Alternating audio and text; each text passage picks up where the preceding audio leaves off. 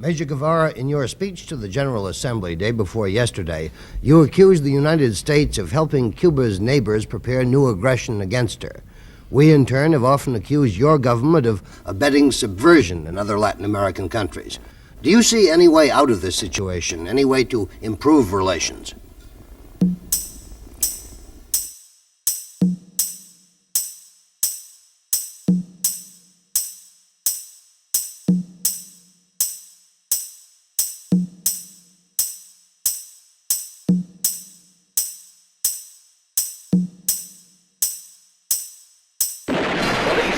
Excited crowds in Havana who found that while they slept, behind the scenes strongman General Batista had overthrown the constitutional regime of President Carlos Prio. Cuba, 1952. Fulgencio Batista had staged a coup 3 months before the federal election and took control as leader and dictator of the country.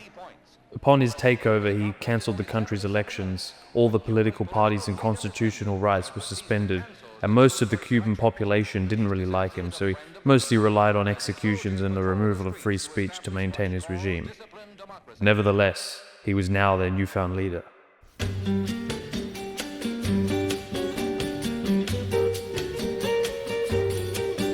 Now, according to Batista's own government, Cuba had now become the 5th most developed region in the whole of South America. They of course forgot to mention that about 1.5 million people were living in poverty, but they mostly hoped nobody would notice that. Now, a question you might be asking yourself is, how is all this allowed to happen? Well, that, my friends, is where the greatest country in the world comes in, the United States of America. Happy birthday, Uncle Sam! Now, if there's one thing we know, it's that the US love getting rid of democratically elected people. Like this guy. And this guy. And yes, this guy too.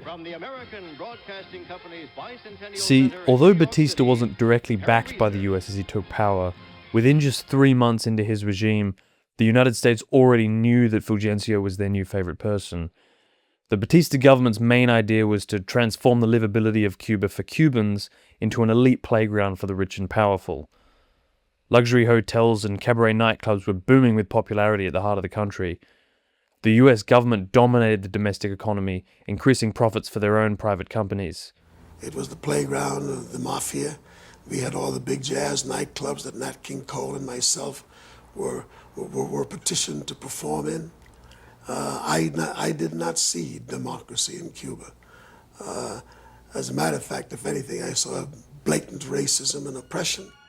A decree announced in 1958 gave the United States control over, quote, all transactions originating and consummated outside of Cuba without being subjected to Cuban taxes. But even aside from the economic advantages, America was just so pleased to be an acquaintance with someone who finally despised communism as much as they did. Are you now? Have you ever been a member of the Communist Party? But while the rich were getting richer, the poor were suffering an unimaginable reality. The employment rate for Cubans was up to 20% and rising.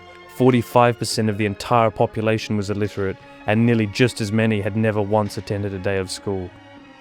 Not to mention the widespread malnutrition among rural residents who were dying in large numbers from parasitic diseases. A personal advisor for future President JFK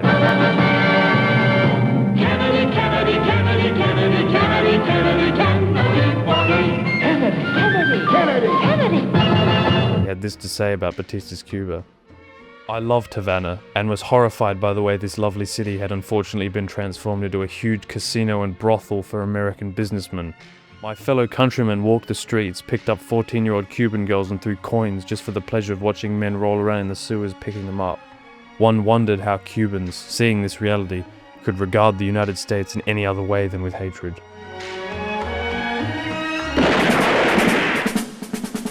Now, although all hope seemed lost for quite some time, political unrest was growing. The emerging generation were tired of being victims in their own country. In 1953, the Mondaca barracks were attacked in the city of Santiago. The attackers were defeated by government forces, and many of the participants were killed, jailed, and tortured. Among them was a young lawyer by the name of Fidel Castro. Fidel was an active political opposer in the dictatorship of Batista. and had previously tried to join the Orthodox Party, which stood against government corruption. However, after 1952, all political parties were abolished, and Fidel took to revolution. During his trial after being captured, he made a statement that would change the course of Cuban history. En su alegato, está terminando su alegato, da así en la mesa con las manos y dice: condenadme, no importa, la historia me absolverá. Eso es lo que dice Fidel. Todo el personal se queda a la expectativa, se quedan inmóviles. Y entonces él, de pie, vuelve a hacer así, dice: bueno, ya terminé. Al pasar por delante de mí, cuando ya se lo llevara, me dijo: ¿tomaste nota? Digo, sí. After he and 29 of the comrades were imprisoned, Fidel for 15 years, they began to plan, construct, and deliver a manifesto of their road to freedom. After 2 years in prison, Fidel and the others were released, where they swiftly moved to Mexico to gather their forces to take on Batista. It was now 1956, and the guerrillas were assembled. Along with Fidel was another passionate revolutionary who had originally trained in medicine before joining the fighters, Ernesto Che Guevara. The guerrillas named their group July 26th, which was the date of the first uprising. They were now ready to reignite the revolution. They climbed aboard the Granma and sailed back towards Cuba.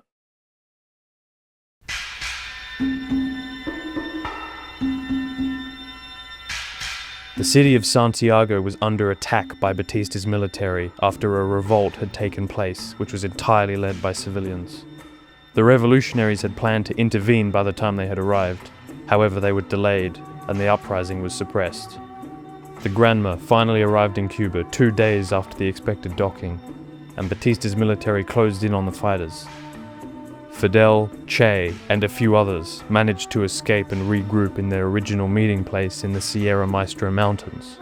Only 21 of the planned 82 had managed to meet up, but nevertheless, the revolution had now begun.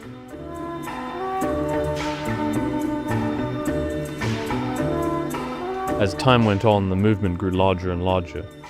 Che was the group's doctor and led a separate battalion of his own. They stopped in each village they came across, delivering aid, recruiting farmers, and teaching the children and peasants how to read. Batista's military were trained by the United States, which armed them with high-grade weapons, tanks, and aircrafts. As the war continued for over 2 years, it is estimated that over 20,000 civilians were tortured and executed by the Batista government. As the support for the guerrillas grew larger, mass killings by firing squads were carried out in an effort to suppress the population.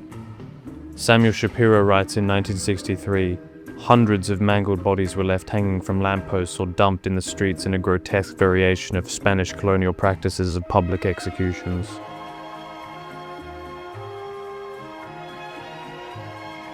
Despite the government's brutal efforts, this only increased support for Fidel.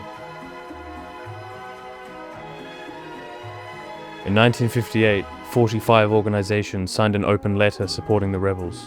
Many of the national bodies who signed the letter were representing respectable lawyers, doctors, and social workers.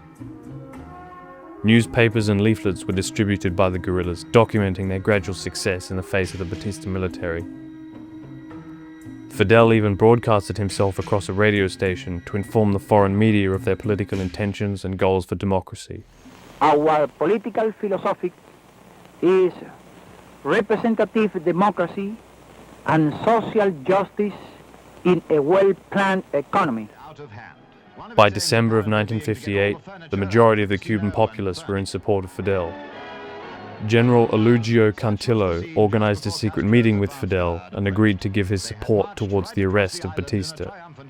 He also agreed to merge their government with July 26th to unite their forces together.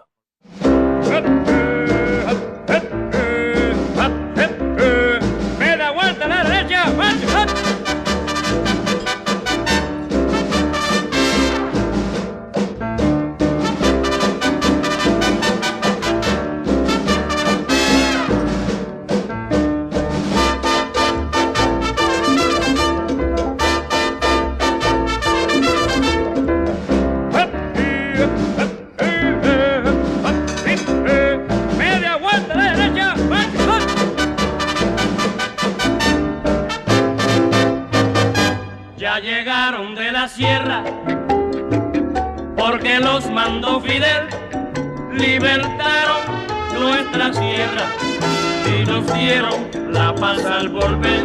By the 1st of January 1959, it was then confirmed. Batista and his government had left Cuba, and thus the rebels had won. Han triunfado, que viva Fidel, vivan los barbudos.